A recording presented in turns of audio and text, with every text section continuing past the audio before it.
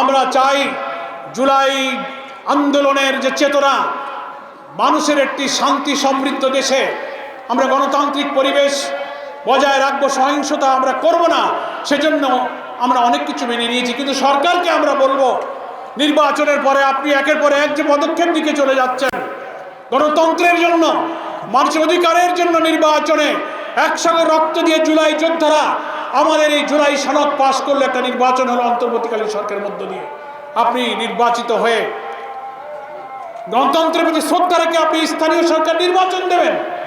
আপনি 6টি সিটি কর্পোরেশনে নির্বাচন ঘোষণা না করে, প্রশাসক তো আগেই ছিল, আপনি সেই প্রশাসক রেখে আপনি নির্বাচন দিতেন, কিন্তু নির্বাচন না দিয়ে আপনি দলীয় লোকগুলোকে সেখানে বসানোর মধ্য দিয়ে প্রমাণ করলেন গণতন্ত্রের কথা আপনি বলেছেন, কিন্তু হাতে ক্ষমতা পেয়ে গণতন্ত্র আপনি মানেননি। আপনি সেই অটোক্রাসি, স্বৈরতান্ত্রিক পথে আপনি এগিয়ে গিয়েছেন।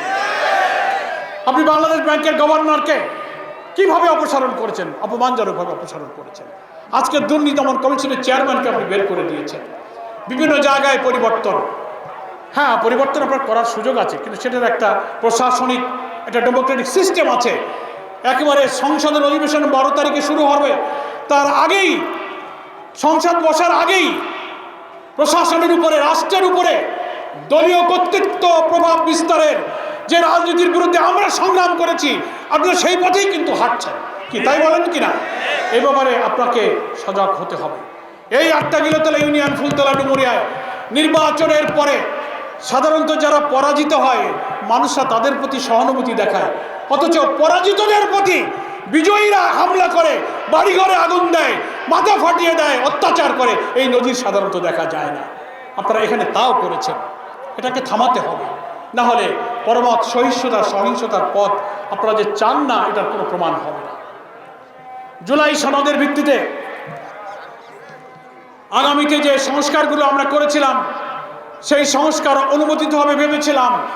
আপনারা অন্য একটা পক্ষকে পরোক্ষভাবে হাইকোর্টে রিট করিয়ে সংসদ অধিবেশন বসার আগে সেই জুলাই সনদ, সেই গণভোট, সেই সংবিধান সংস্কার আদেশের বৈধতার প্রশ্ন দিয়ে আপনি রুল জারি করেছেন।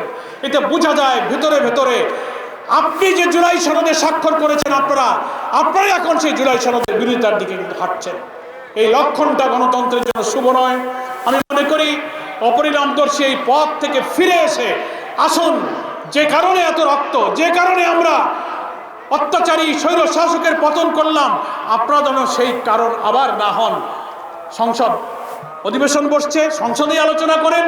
জুলাই সনদের আপনারাও স্বাক্ষর করেছেন, প্রত্যেকটি সনদের একমত বিষয়গুলো মেনে নিয়ে নতুন বাংলাদেশ গড়ার দিকে যাওয়ার জন্য সকলকে নিয়ে চলার এই পরিবেশ সৃষ্টি করুন। সরকারের কাছে আজকের এই দিনে আমি সেই আহ্বান জানাই।